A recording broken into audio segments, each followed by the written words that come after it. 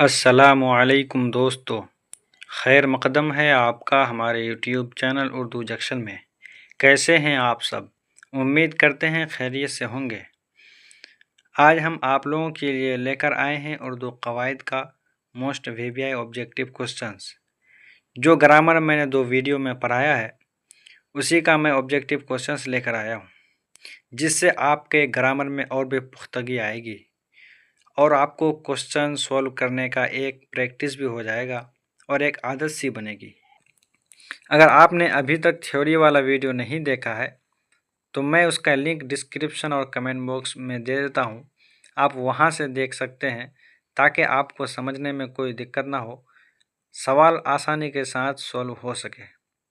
और हाँ, चैनल में अगर आप नए हैं तो आप चैनल को सब्सक्राइब कर दीजिए ताकि आने वाला हर वीडियो सबसे पहले आपके पास पहुँचे।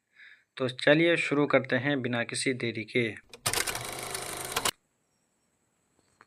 पहला सवाल है, मुंदरिजा झैल में कौन हुरूफ फ़ौक़ानी है? हम आप लोगों को बता दिए हैं कि हुरूफ फ़ौक़ानी वो हुरूफ होता है जिसके ऊपर नुक्ता होता है, उसको हुरूफ फ़ौक़ानी कहते हैं। तो क्या ता है, बा है, रा है या अलिफ है? तो अलिफ में तो कोई नुक्ता नहीं होता है, ये तो पहले ही कट जाएगा। रा में भी नहीं है, बा और ता है, तो इसका हुरूफ फ़ौक़ानी का मतलब ये होता है कि जिसके ऊपर हुरूफ होता है वो हुरूफ फ़ौक़ानी होता है। इसलिए करेक्ट आंसर इसका क्या हो जाएगा? ता। Option A is correct answer. अगला सवाल, मुंदरिजा झैल में कौन हुरूफ तहतानी है?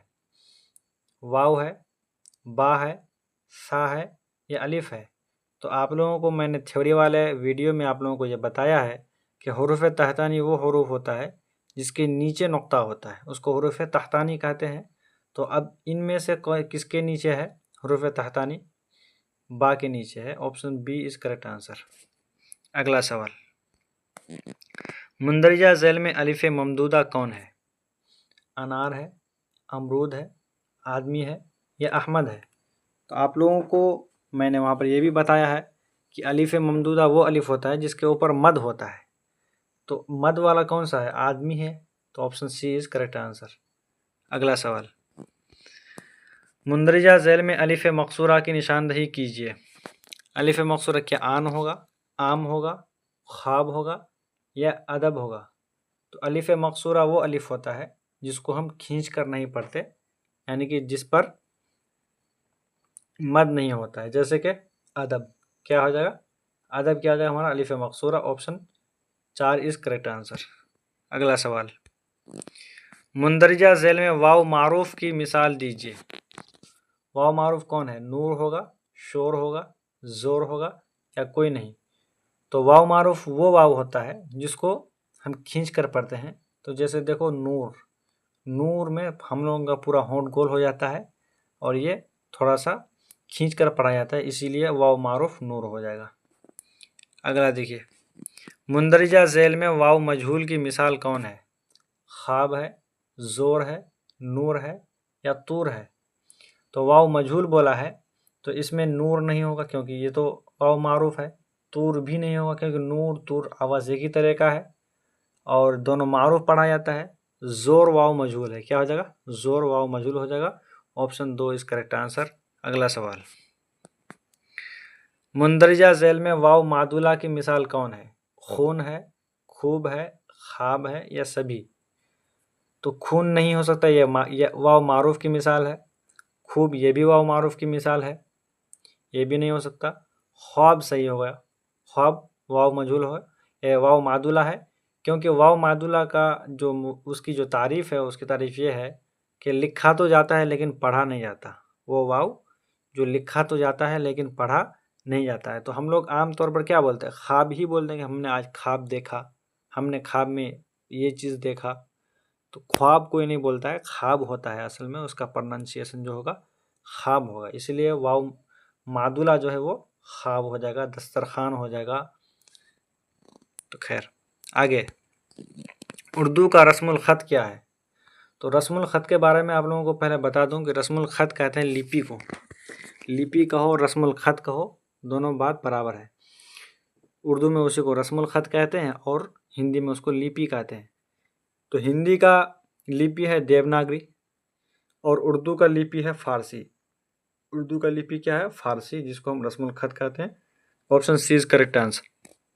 अगला सवाल, जिस हर्फ पर तशदीद हो उसे क्या कहते हैं? मफ्तू कहते हैं, मकसूर कहते हैं, मजरूर कहते हैं या मुशद्दद कहते हैं? तो जिस हर्फ पर तशदीद होता है उसको मुशद्दद कहते हैं। Option D is correct answer. अगला सवाल, जिस हर्फ पर कसरा हो उसे क्या कहते हैं? मफ्तू कहते हैं, मकसूर कहते हैं, मजरूर कहते हैं या मुशद्दद कहते हैं? तो जिस हर्फ पर कसरा होता है उसको मकसूर कहते हैं। क्या कहते हैं? मकसूर कहते हैं। कसरा यानी कि ज़ेर। तो option B is correct answer. अगला सवाल, फतहा का दूसरा नाम क्या है? फतहा का दूसरा नाम क्या है? ज़बर है, ज़ेर है, पेश है या कसरा है? तो फतहा का दूसरा नाम ज़बर है। ज़बर को ही फतहा कहते हैं और जिस हर्फ पर ज़बर होता है उसको मफ्तू कहते हैं। तो option A is correct answer. अगला सवाल, जिस हर्फ पर ज़म्मा हो उसे क्या कहते हैं? तो आप लोग को बता दूं, ज़म्मा कहते हैं पेश को। तो क्या उसको मफ्तू कहेंगे, उसको मज़मूम कहेंगे, मकसूर कहेंगे या मजरूर कहेंगे? तो जिस हर्फ पर ज़म्मा हो उसको हम मज़मूम कहेंगे। क्या कहेंगे? मज़मून। Option B is correct answer. अगला सवाल, जिस हर्फ पर फतहा हो उसे क्या कहते हैं? क्या मफ्तू कहेंगे, मज़मूम कहेंगे, मकसूर कहेंगे या मजरूर कहेंगे? तो मैंने आप लोगों को बताया कि जिसके ऊपर फतहा होगा उसको क्या कहेंगे? मफ्तू कहेंगे। Option A is correct answer. अगला सवाल,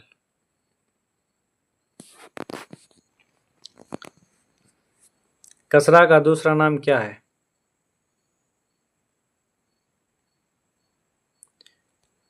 कसरा का दूसरा नाम क्या है? क्या ज़बर है, ज़ेर है, पेश है या जज़म है? तो कसरा का दूसरा नाम ज़ेर है। ज़ेर को ही कसरा कहते हैं।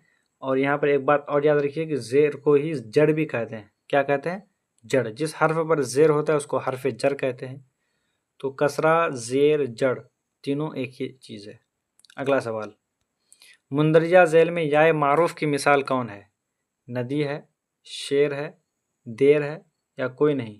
तो याए मारूफ वो या होता है जिसको थोड़ा खींच कर पढ़ाया होता है, जैसे नदी। तो नदी में यह याए मारूफ हो जाएगा। Option A is correct answer. अगला सवाल, एराब की कितनी किस्में हैं? 10, 15, 20 या 8? तो एराब की 8 किस्में हैं। कितनी किस्में हैं? 8 किस्में हैं। Option D is correct answer. अगला सवाल, एराब, ज़बर, ज़ेर, पेश ये सबको एराब कहते हैं। हुरूफ तहज्जी की कुल तादाद कितनी है? 30, 35, 40 या 52? हुरूफ तहज्जी कहते हैं अलिफ बे ते से जो होता है यहाँ तक, अलिफ से लेकर यहाँ तक, उसी को हुरूफ तहज्जी कहते हैं। और हुरूफ तहज्जी की कुल तादाद कितनी है? 52 है। Option D is correct answer. अगला सवाल, हुरूफ मुफरद की कुल तादाद कितनी है? 30, 37, 40 या 52? तो हुरूफ मुफरद वो हर्फ होता है जो अकेला होता है, जैसे कि अलीफ, बा, ता, ये सब क्या होता है? ये सब हुरूफ मुफरद है। वहीं पर अगर आपको बताएं, बे में है लगाने से भे होता है, पे में है लगाने से फे होता है, तो वो सब हुरूफ मुरक्कब हो गया। हुरूफ मुफरद की कुल तादाद 37 हो जाएगी। Option B is correct answer. अगला सवाल, हुरूफ मुरक्कब की कुल तादाद कितनी है? 10, 15, 40 या 52? तो हुरूफ मुरक्कब, जैसे बे में है लगाने से भे, पे में है लगाने से फे, ये सब क्या है? हुरूफ मुरक्कब है। और हुरूफ मुरक्कब की कुल तादाद 15 है। Option B is correct answer. अगला सवाल, हुरूफ मनक़ूत कौन है? हा, जीम, दाल या अलिफ? तो हुरूफ मनक़ूत वो हर्फ होता है जिसके ऊपर नुक्ता होता है। जिसके ऊपर नुक्ता होता है उसको हुरूफ मनक़ूत कहते हैं। तो option B is correct answer. जीम में नुक्ता है, ना हा में है, ना दाल में है और ना ही अलिफ में है। तो जीम में नुक्ता है। Option B is correct answer. अगला सवाल, झैल में हुरूफ गैर मनक़ूत कौन है? तो हुरूफ गैर मनक़ूत क्या मीम है, जाल है, जीम है या पे है? तो हुरूफ गैर मनक़ूत वो हर्फ होता है जिसमें नुक्ता नहीं होता है। तो इसमें से एक ही ऐसा हर्फ है जिसमें नुक्ता नहीं है, मीम में। तो option A is correct answer.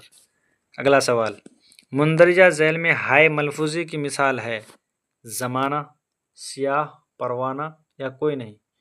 तो आप लोगों को हाय मलफूजी बता दूं कि हाय मलफूजी वो हा होता है जो मतलब जब उसकी अदायगी हो तो वो आवाज़ भी निकले, यानी कि वो ज़ाहिर होता है, उसी को हाय मलफूजी कहते हैं। जैसे आप बोलते हो ज़माना, तो कौन बोलता है ज़माना? इस तरह नहीं बोलता। बोलता है ज़माना। अब सियाह है तो सियाह बोलता है कि सियाह, यहाँ पर हा जाहिर होता है, तो option B is correct answer.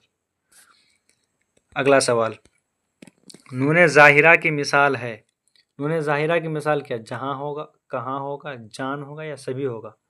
तो नूने ज़ाहिरा वो नून होता है जब उसको अदायगी हो तो वो तलफ़ुज़ में आए, यानी वो ज़ाहिर हो।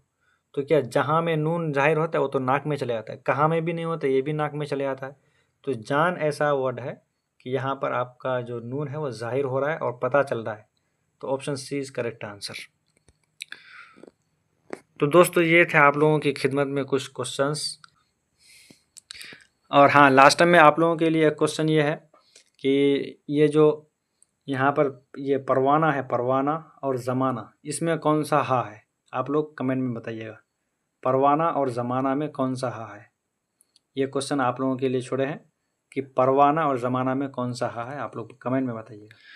तो दोस्तों आप लोगों को वीडियो कैसा लगा आप लोग कमेंट में ज़रूर बताएं।